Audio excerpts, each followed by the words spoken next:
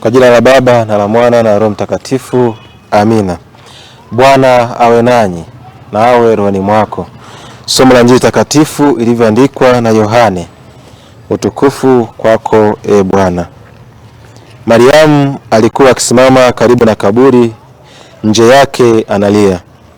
Basi akilia hivi, aliinama na kuchungulia ndani ya kaburi. Akaona malaika wawili wenye mavazi meupe wameketi, mmoja kichwani na mmoja miguuni, hapo ulipolazwa mwili wake Yesu. Nao wakamwambia, Mama, unalilia nini?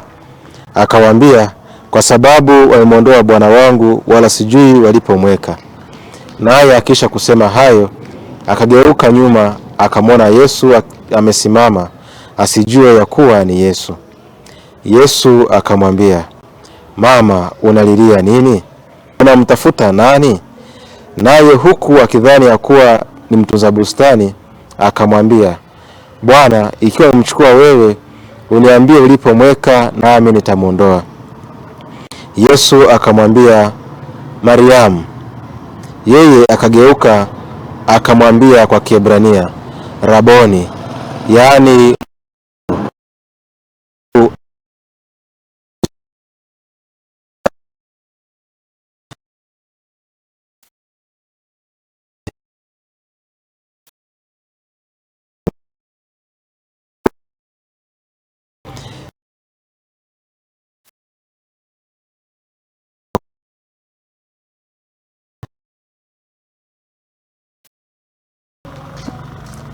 Neno la Bwana.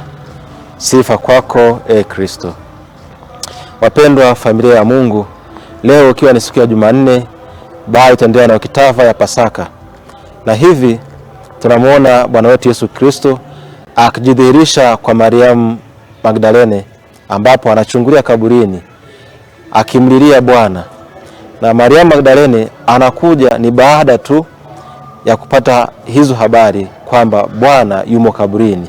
Na hivi kwa sababu ya upendo wake kwa Bwana ambaye alimtoa wale pepo 7, basi anaona japo hakuandaa mazishi yake, basi ni bora akampake mafuta ya marhamu angali kaburini.